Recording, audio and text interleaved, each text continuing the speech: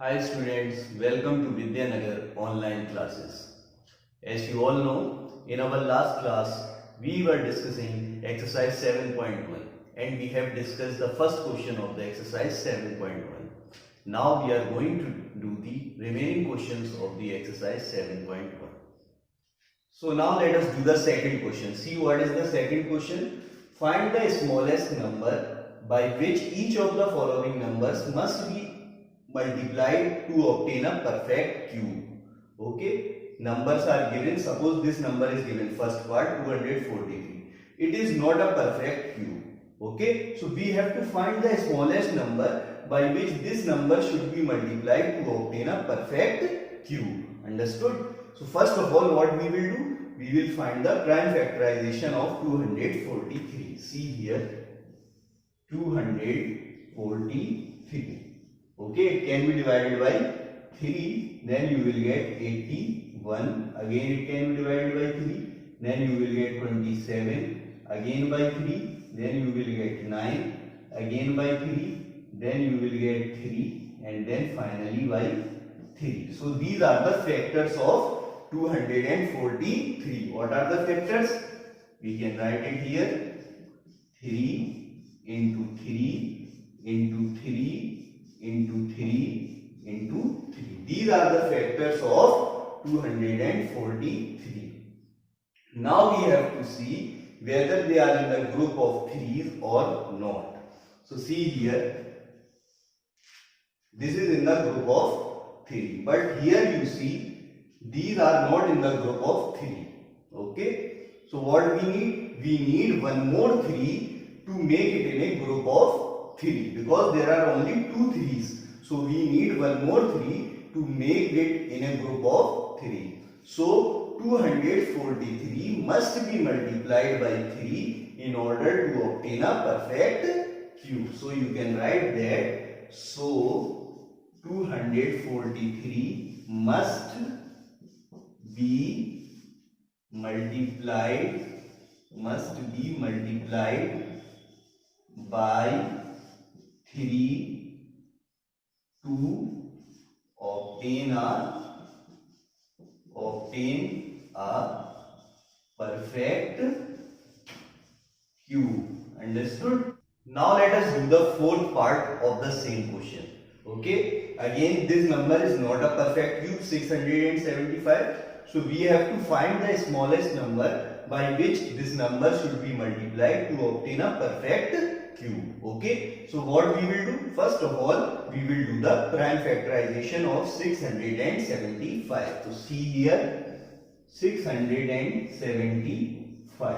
So it can be divided by 3. When you divide it by 3, you will get 225. Again it can be divided by 3. Then you will get 75. Again it can be divided by 3. Then you will get 25. Now it cannot be divided by 3, but it can be divided by 5. So you will get 5. And then again it can be divided by 5. So these are the factors of 675. What are its prime factors? See here, 675 is equal to 3 into 3 into 3 into 5 into 5. So these are the factors of 675. Now we will see whether they are in the group of 3 or not. So see here, this is in the group of 3. All the 3's are in the group of 3. But see here, 5 is not in the group of 3. There are only 2 5. So we need one more 5 to make it in a group of 3. Okay, we need one more 5. So 675 must be multiplied by 5 in order to obtain a perfect cube. Okay, so we can write 675 must be multiplied by 5 to obtain a perfect cube. Okay, any problem? By which number 675 must be multiplied? Yes, it should be multiplied by 5 to obtain a perfect cube, since 5 is not in the group of 3. Okay. Now let us do the third question. See what is the third question? Find the smallest number by which each of the following numbers must be divided to obtain a perfect cube. Okay. See, this is the first part, 81. So this number is not a perfect cube. Here we have to find the smallest number by which this number should be divided to obtain a perfect cube. So what we will do? First of all, we will do the prime factorization of 81. See here, prime factorization 81, it can be divided by 3, then you will get 27. Again it can be divided by 3, then you will get 9. Again by 3, then you will get 3. Again by 3, then you will get 1. So these are the factors of 81. What are the factors? 3 into 3 into 3 into 3. Now we will see whether they are in the group of 3s or not. So see here, this is one group of 3s. Okay, 3 3s are here. So it is in the group of 3. But see here, this 3 is not in the group of 3. So 81 must be divided by 3 in order to obtain a perfect cube. Because this 3 is extra, you can see here. Okay, this is not in the group of 3. So we can say that 81 must be divided by 3 to obtain a perfect cube. You can write it. So 81 must be divided by 3 in order to obtain a perfect cube. Understood? Any problem? Okay. Now let us do the third part of the same question.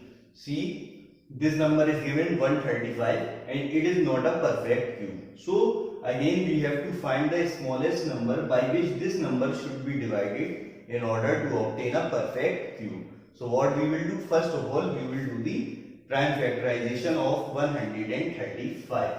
So see here, 135. It can be divided by 3. When you divide it by 3, you will get 45. Okay. Again it can be divided by 3, then you will get 15. Again by 3, then you will get 5, and then by 5. So these are the factors of 135. So you can write it. 135 is equal to 3 into 3 into 3 into 5. Now see whether the factors are in the group of 3s or not. So see here, these are in the group of 3s. But this 5 is not in the group of 3. This 5 is extra. So what we need to do in order to make it a perfect cube? Yes, we need to 135 must be divided by 5 in order to obtain a perfect cube. So you can write it. So 135 must be divided by 5 to obtain a perfect cube. Why we divided by 5? Because see here, it is not in the group of 3s. Okay. So 135 must be divided by 5 in order to obtain a perfect cube. Understood? Okay. Now let us do the fourth question. See what is the fourth question? Parikshit makes a cuboid of plasticine of sides 5 cm, 2 cm and 5 cm. These are the sides of the cuboid. How many such cuboids will he need to form a cube? If he want to form a cube, how many such cuboids he need? So if you see given sides, or you can say given numbers is equal to 5 into 2 into 5. Okay. So if you see here, no numbers are in the group of 3. See, 5 comes 2 times and 2 comes only 1 time. So in order to make a perfect cube, how many 5s we need? Yes, we need 1 5 and 2 2s. Okay, so if we multiply it by 1 5 and 2 2s, then it will be a perfect cube. So multiply it 5 into 2, 10, 10 into 2, 20. That means he needs 20 cuboids to form a cube. How many cuboids Parikshit will need?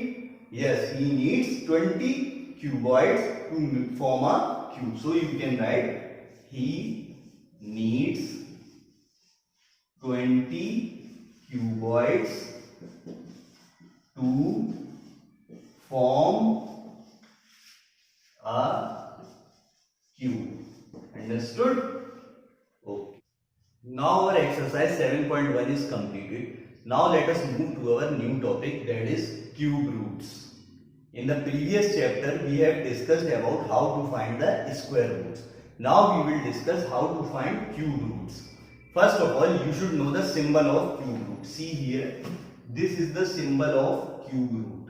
Okay, this is the symbol for cube root. Okay, any problem? Now suppose that if you want to find the cube root of 1000, okay, so the first method through which we can find the cube root of 1000 is through prime factorization method. So what we will do? First of all, we will do the prime factorization of 1000. See here, 1000. Okay, so it can be divided by 2, then you will get 500, again by 2, then you will get 250, again by 2, then you will get 125. Now by 5 you will get 25, again by 5, then you will get 5, then again by 5. So these are the factors of 1000. What are its factors? You can write it 2 into 2 into 2 into 5 into 5 into 5.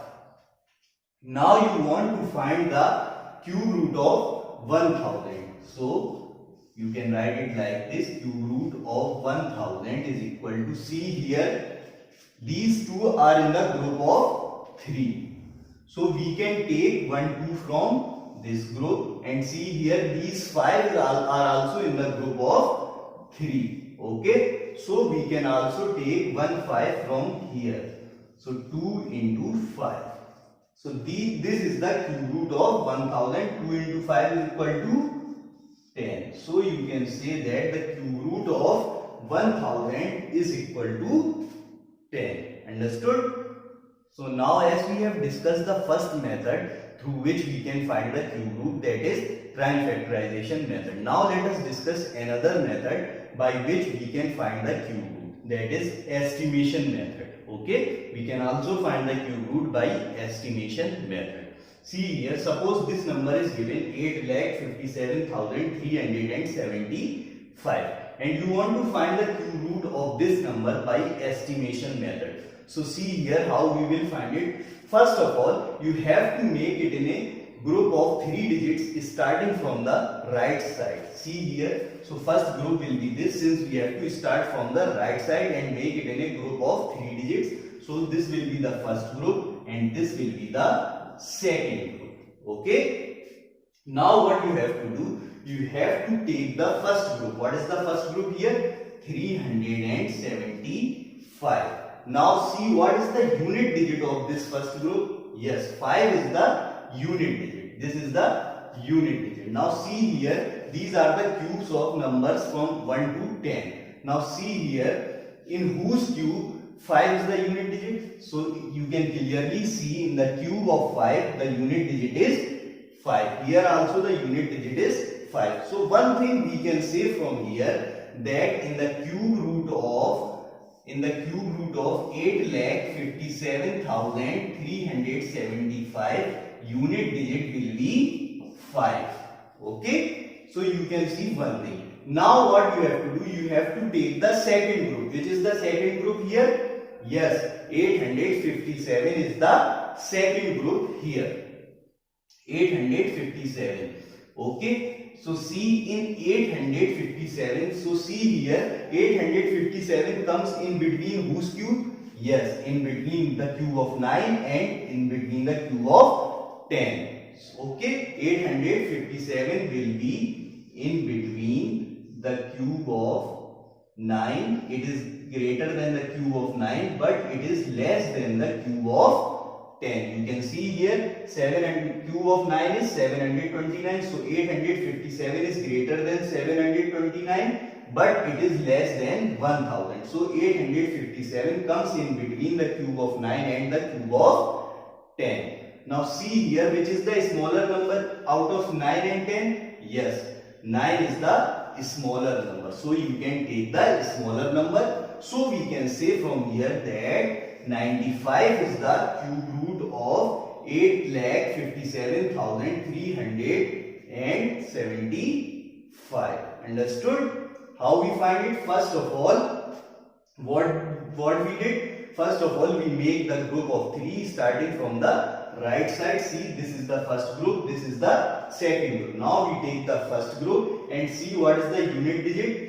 5 was the unit digit, so we can clearly see from here that 5 comes in the unit digit of cube of 5. So we can say from here that in the cube root of 8,57,375, 5 will be the unit digit. Okay. Then we take the second group, that is 857, and we see from here that 857 comes in between the cube of 9 and cube of 10. Okay, and we see that 9 is the smaller number, so we take it, and so we say that the cube root of this number is 95. Okay, so this is the estimation method. Through this method also we can find the cube root. Okay, so today we have discussed two methods to find the cube roots, that is prime factorization method and then estimation methods. Okay, so that's all in today's class. In the next class we will discuss our exercise 7.2. Okay, so we will meet in the next video. Thank you.